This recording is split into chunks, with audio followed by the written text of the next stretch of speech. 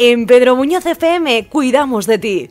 Consejos de nutrición para tu bienestar con Sara Yuste Izquierdo. Hola, muy buenos días. Bienvenidos a esta sección de nutrición.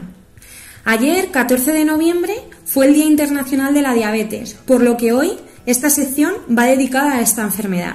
La diabetes es una afección en la que la hormona insulina, por diferentes causas, deja de cumplir su función.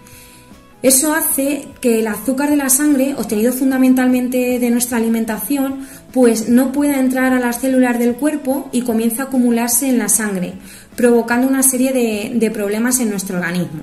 Hago un inciso para ver algunos términos. Lo que popularmente se conoce como azúcar en realidad es la glucosa. El azúcar en la sangre sería la glucemia y el azúcar alto es la hiperglucemia. Y una bajada de azúcar pues sería una hipoglucemia.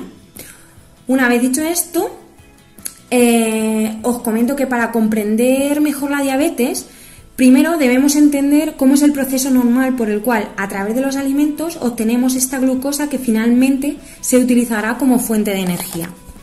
La glucosa que circula por la sangre proviene de los alimentos que contienen hidratos de carbono, que son cadenas más o menos largas de glucosa.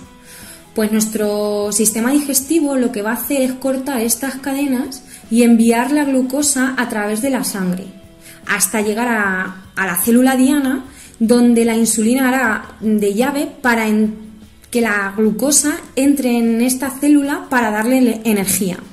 Las personas con diabetes tienen un problema con la insulina, de manera que la glucosa no puede entrar en la célula y se queda en el torrente sanguíneo provocando una hiperglucemia sostenida.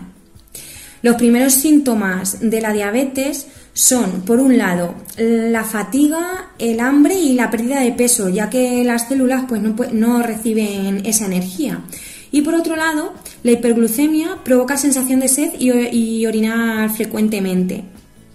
Si la diabetes no se controla adecuadamente, la acumulación persistente de glucosa en sangre, aunque sea moderada, puede dañar los vasos sanguíneos y los nervios, desencadenando al cabo de los años pues enfermedades vasculares y neurológicas como retinopatía diabética, el pie diabético, enfermedad renal o neuropatías. Las personas con diabetes se consideran que tienen un mayor riesgo cardiovascular, que se ve muy agravado si a esto se le suman otros factores de riesgo como una hipertensión arterial, una obesidad, dislipemias, que son el colesterol alto o triglicéridos altos, ¿vale? Por lo tanto, los objetivos terapéuticos de la diabetes se centrarán, por un lado, en el control glucémico, es decir, evitar hiperglucemias, y por otro, en la prevención cardiovascular, que es muy importante también. Los principales ejes del tratamiento serán la alimentación, el ejercicio físico y el tratamiento farmacológico. Y decir que con una buena educación en la diabetes, esta no tiene por qué suponer un gran problema.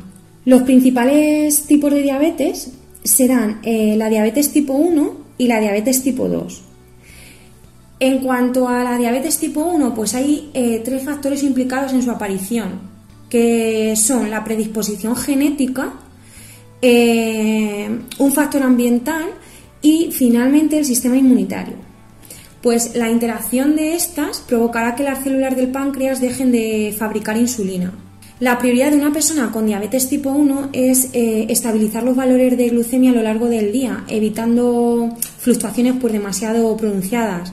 Es decir, que no se produzcan ni glucemias demasiado bajas ni glucemias demasiado altas. Y para lograr estos objetivos, pues es crucial recibir un asesoramiento permanente del equipo sanitario con el fin de llevar tanto un tratamiento correcto como buenos hábitos de vida. También pues resulta muy útil consultar páginas educativas que nos puedan ayudar además a encarar el reto del autocontrol pues con una mayor motivación, ¿no? En la actualidad, la medición frecuente de los niveles de glucemia han ayudado a que las personas con diabetes tipo 1 pues puedan tomar decisiones en base a los resultados obtenidos en esos controles. Para llegar a este punto, pues se requiere mucha formación y entender cómo la glucemia está relacionada con factores básicos como la medicación, la actividad física, el estrés y sobre todo con la alimentación. Y es aquí, en esta última, en la alimentación, uno de los primeros aspectos que se trabajan en comprender el impacto que tiene en la glucemia pues los diferentes alimentos y bebidas. Diferentes estudios y gráficos muestran la respuesta de la glucemia a los diferentes alimentos y bebidas con hidratos de carbono en personas con un funcionamiento normal a la insulina, ¿vale? Y es en estos estudios donde podemos ver claramente que hay alimentos como los vegetales ricos en fibras o integrales, como las legumbres, las verduras, que aumentan las glucemias muy lentamente, por lo que se convertirán en los alimentos habituales y en los protagonistas de los buenos hábitos diarios en la alimentación. En cambio, estos estudios muestran también que el azúcar, los refrescos incluso los zumos de frutas aumentan la glucemia de manera abrupta, por lo que solo se utilizarán en casos de hipoglucemias o si se realiza deporte de larga duración o de intensidad muy grande y siempre bajo un estricto control de las glucemias, ¿vale? Obviando estas dos circunstancias, este tipo de alimentos no deberían formar parte de los hábitos diarios de alimentación, ya que son alimentos que pueden producir glucemias demasiado altas. Entonces, las comidas serán semejantes a las recomendadas a la población en general, aunque es cierto que debemos profundizar en conceptos más específicos como el número de raciones de hidratos de carbono que se deben consumir en cada una de las comidas según el tipo de insulina pues que utilice cada persona. Y los resultados, por supuesto, de los controles de estas glucemias, ¿vale? Decir que una ración de hidratos de carbono es la cantidad de alimento capaz de aportar 10 gramos de hidrato de carbono, ¿vale? Pero a la hora de crear buenos hábitos no vale cualquier tipo de alimento, sino que procuraremos que estos hidratos de carbono procedan principalmente de farináceos, de legumbres, arroz, pasta, pan, ¿vale? De lácteos, de frutas y sobre todo de verduras. Por otro lado, intentaremos evitar en general aquellos alimentos como las chuches, los refrescos, bollerías, que también nos aportan hidratos de carbono, pero que son alimentos de muy baja calidad y que pueden dificultar el alcanzar unas glucemias, pues que esas glucemias se estabilicen, ¿no? Y que haya un buen control metabólico. A la vez que se procura instaurar unos buenos hábitos de alimentación y de vida, se debe informar a las personas con diabetes y, muy importante, a los convivientes con ellas, ¿vale?, de todo lo que deben realizar en caso de que se produzcan pues fluctuaciones extremas de la glucemia. ¿Y qué haremos en el caso de que tengamos una hipoglucemia? Pues cuando tienes diabetes tipo 1 y sufres una hipoglucemia leve, esta puede cursar con sudoración fría, temblores, dolor de cabeza y a medida que avanza pues puede provocar incluso dificultad para pensar, hablar o mareos. Pero cuando esta hipoglucemia es grave, puede incluso afectar a la conciencia y provocar el coma. Ante cualquiera de estos síntomas, controlaremos la glucemia capilar para saber si se trata de una hipoglucemia y si no es posible realizar este control, pues realizaremos igualmente los siguientes pasos.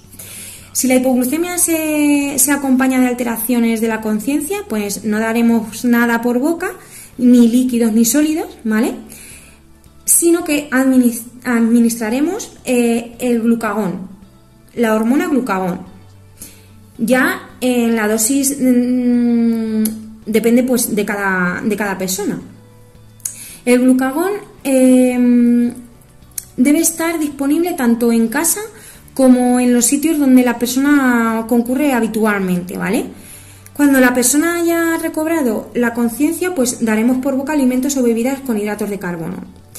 Si la hipoglucemia no se acompaña de alteración de la conciencia, acompañaremos en todo momento a la persona y daremos por vía oral unos 10-15 gramos de azúcares, de absorción rápida para que su cuerpo lo absorba lo antes posible. Por ejemplo, pues 2 torroncitos de azúcar, 100 mililitros de zumo, de refresco, que no sea light, importante, bebida isotónica, ¿vale? Luego esperaremos unos 10 o 15 minutos y repetiremos el control de la glucemia. Si continuase baja, pues repetiremos la administración de azúcares. Si la glucemia se ha normalizado, pues daremos otra vez otros 10 gramos de hidratos de carbono, pero en esta ocasión de acción más prolongada, a través de una pieza de fruta o de yogur, de un par de yogures naturales o un vasito de leche entera o 3 cucharadas de cereales. Estos alimentos ya son de absorción más lenta, ¿vale? En el caso de que la hipoglucemia se produzca próxima a una de las comidas habituales, pues daremos por vía oral unos 10-15 gramos de azúcares de absorción rápida y ya lo que vamos a hacer es adelantar la comida, ¿vale? La comida habitual pues la adelantaremos. Y cuando la glucemia se encuentre entre 65 y 75, pues se deben dar como prevención unos 5 gramos de hidratos de carbono, que sería como un terroncito de azúcar o 50 mililitros de leche desnatada, ¿vale? La hipoglucemia se puede producir por un exceso de insulina o un exceso de ejercicio o que hemos omitido alguna de las comidas previstas o que estas comidas pues sean muy bajitas en hidratos de carbono. Pueden ser también por la aparición de vómitos o que se haya consumido alcohol, ¿vale? Y hay más causas. Decir que se considera hipoglucemia cuando la glucemia es inferior a 65 y resulta grave ya si disminuye de los 40, ¿vale? Hay que tener presente que hay veces que no da la cara, que no hay síntomas de alarma y de repente pues pueden producirse pérdidas de conciencia y hay que estar muy atentos y debemos actuar como se ha explicado anteriormente, ¿vale? ¿Y qué haremos en el caso de la hiperglucemia? Pues las personas con diabetes tipo 1 saben que la hiperglucemia cursa con mucha sed, muchas ganas de orinar frecuentemente, dolores de cabeza, adormecimiento. En este caso, pues además de realizar el correspondiente control de la glucemia, que nos confirme que sí que hay una hiperglucemia, pues daremos agua o líquidos, pero que no contengan hidratos de carbono, y administraremos una dosis extra de insulina. Luego, pues tendremos que seguir controlando las glucemias y si es posible, pues también podemos controlar las cetonas en sangre o en orina y consultar sobre todo al médico. La hiperglucemia se produce habitualmente cuando se ha administrado o bien poca insulina o porque ha habido un exceso de comida o porque hay un catarro o unas anginas, que son situaciones donde aumentan estas necesidades de insulina. Se considera hiperglucemia cuando la glucosa en sangre se encuentra por encima de los 260. Si la hiperglucemia continúa aumentando, se puede dar incluso una cetosis diabética. Bueno, y todo esto en cuanto a la diabetes tipo 1. Pero a diferencia de la diabetes tipo 1, lo que tiene la diabetes tipo 2, y quiero recalcar, es que esta sí que se puede retrasar e incluso reducir su aparición. Fijaros la importancia que tiene seguir un estilo de vida saludable. Evitaríamos medicación o retrasaríamos el tratamiento de esta o incluso pues en los casos de que ya se esté medicando, si aparecen unos hábitos de vida más saludables, podemos disminuir la medicación. Os lo digo un poquito también como profesional. He visto casos en que esto es así, en que se puede disminuir. Todo esto es posible, pues eso, si se siguen unos consejos de hábitos de vida, como evitar y gestionar el estrés, mantenerse activo y evitar el sedentarismo, llevar una vida o una alimentación saludable, como os he dicho antes, rica en fibra, en frutos secos, en legumbres, en frutas, en cereales integrales, evitando todos aquellos alimentos que sean ultraprocesados, como los refrescos, las galletas, la bollería, las golosinas, helados, snacks, precocinados en general, embutidos. También realizando una buena compra de alimentos y aprendiendo a cocinar menús saludables que te ayuden con este propósito de buenos hábitos de vida. Controlando también el perímetro de la cintura habitualmente. Si eres mujer, pues procurar que no se sobrepase de los 82 centímetros aproximadamente, y si eres hombre, pues que no se superen los 94. También si mantienes estos hábitos, pues puedes lograr que el peso sea más saludable y que el porcentaje de grasa pues sea más correcto. Y esto pues al final se ve reflejado en una analítica, en tu vitalidad, ¿vale? En realidad, pues llevar una alimentación saludable no es una recomendación exclusiva para personas con diabetes, sino que esto lo debe de llevar a cabo todas las personas que quieran tener una buena calidad de vida, porque en gran medida, como os dije en otro post, somos lo que comemos. Y bueno, antes de acabar quería hacer un resumen para las personas que padezcan esta diabetes, que con la ayuda de su equipo sanitario, pues que aprendan a dominar los siguientes factores. 1. El tipo y la cantidad de insulina que se debe administrar habitualmente, y en circunstancias más específicas, como si se hace deporte o en unas vacaciones, en alguna situación más especial, que se come más diferente. 2. Que tienes que hacer en caso de una hiperglucemia o en una hipoglucemia. Y 3.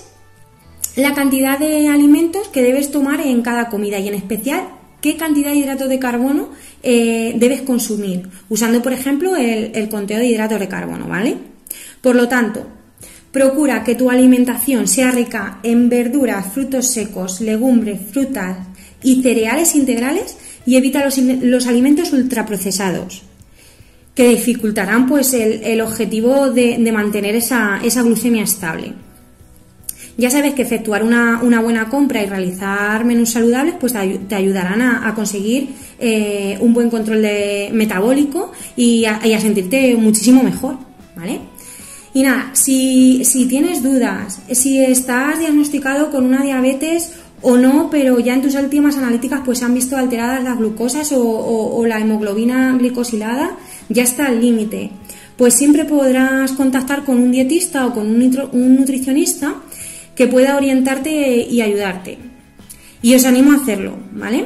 Os animo a que lo hagáis, porque de verdad que se obtienen muy buenos resultados y sobre todo muy gratificantes, tanto para la persona que lo sufre como para el profesional que ayuda a conseguirlo, ¿vale? Bueno, y sin más, hasta el próximo post. Espero que os haya gustado y que tengáis un buen día. Hasta luego.